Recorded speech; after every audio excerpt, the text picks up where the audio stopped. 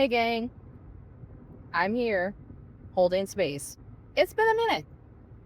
I have had quite a lot going on, and I'm just leaving the doctor now. Have a CT scan planned for today that absolutely sucked. Lady giving me the CT scan was her heart, like 100 years old, and kept blaming my tattoos for not being able to find my veins. But we went for like 25 pokes to Sunday on the right arm. Ah, and right there in that little pine cone. See that little pine cone? So yeah, couldn't find it. Tried to tell her where. We ended up on the left arm. Had that done. And you might ask yourself, well, what does this have to do with trauma? Absolutely everything, actually. Actually, I'll get back to you. My outpatient intensive care is calling me. We're going to make a plan. Be back. Okay, so I have just gotten off the phone with IOP, which is an intensive outpatient program that my therapist recommended. I mean, this is like super intensive. It's 4 to 5 days a week, 5 to 6 hours a day, either in person or virtual. And I was just informed, of course, that they do not take my insurance in the state of Louisiana. So they're going to send me some referrals, which usually end up being, if I'm not mistaken, like drug court related stuff. And that's not what I need. But I am at a place where I will try to cherry pick the best out of any resource I can get. So, yes. And the reason I say that trauma has everything to do with my medical situation and why I was getting a CT scan today is because, trauma causes many physical health ailments as well as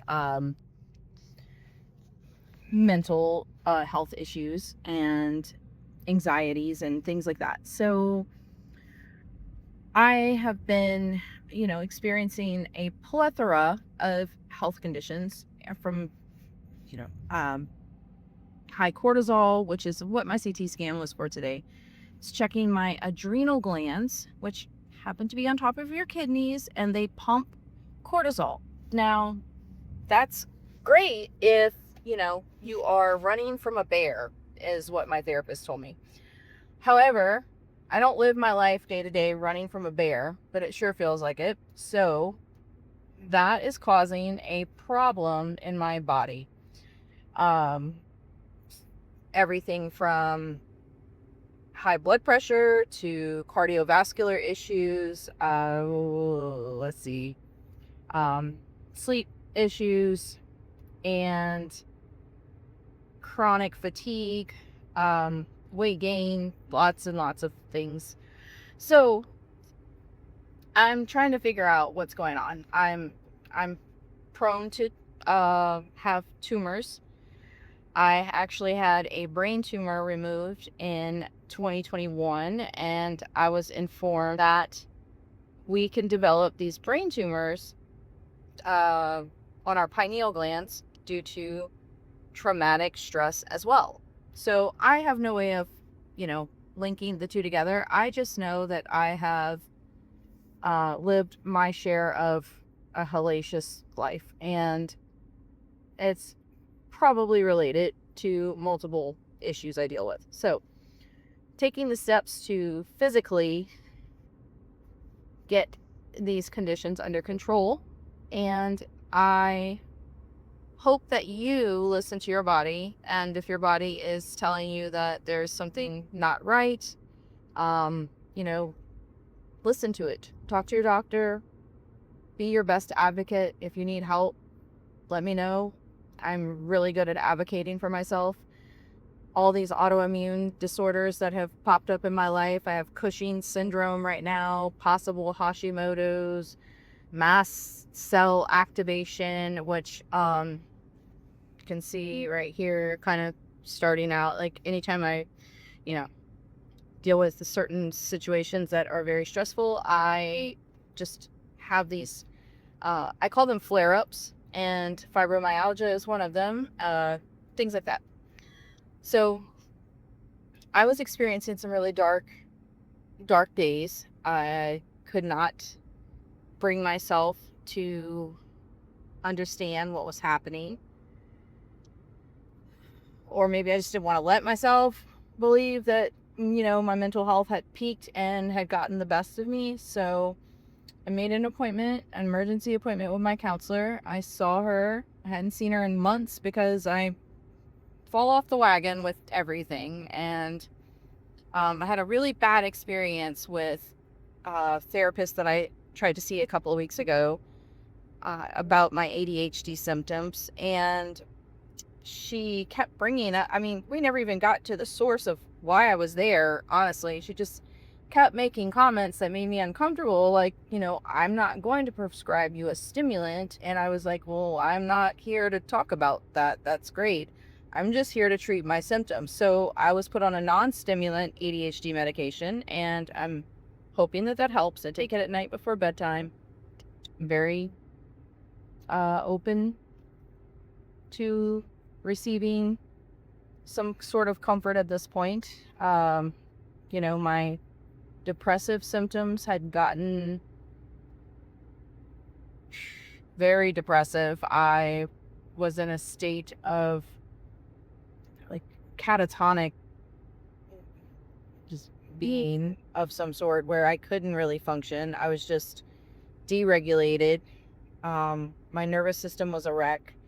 And that's when I reached out to my original counselor and was like, look, this has been going on, A, B, C, D, E, F, G. And here I am finding myself searching videos for nervous system regulation because I can't seem to regulate my nervous system on my own, and I'm freaking out. She and I spoke. I am highly aware of my situation, that I am dealing with some severe, complex traumatic stress issues, and I don't know if those can be dealt with on counseling alone, like just talking. So we are exploring options. The outpatient intensive therapy program was one of them, but it seems like that's maybe not going to happen. The next step would be EMDR therapy, which you'll have to look that up. It's something to do with lights and desensitizing yourself to the traumas. I'm very open to that. Looking forward to exploring that option with her, especially since I feel so safe with her and comfortable. I don't know, journaling. I've been journaling like crazy. I haven't forgotten to journal, and those journal entries are quite dark. They're ugly, and they're also really beautiful. They're like poetic horror stories in a way. Words turned into stories turned into poetry, and I'm happy that I was able to get those feelings out, and I'm still here. Most importantly, I'm still here. We talked about the disassociation and detachment issues during my session, and I explained to her how I had no other way to deal with my trauma other than run away. I wanted to just run away. I could have burned my house down and left town and not cared. But she said that's the trauma response. That's the only thing we know how to do is get away. Put yourself somewhere safe. Usually that means removing yourself from the situation. But then again, I remember the geographical relocation doesn't separate you from the mental issues that you're dealing with, the trauma, the memories, the stress. Damn it if having a carousel of like bad thoughts and emotions and memories all day, every day is not the shit of a fucking way to live, then I don't know what is, man. But yeah, still here, still holding space, and don't forget, hydrate, journal, take care of yourself, and I'll see you soon.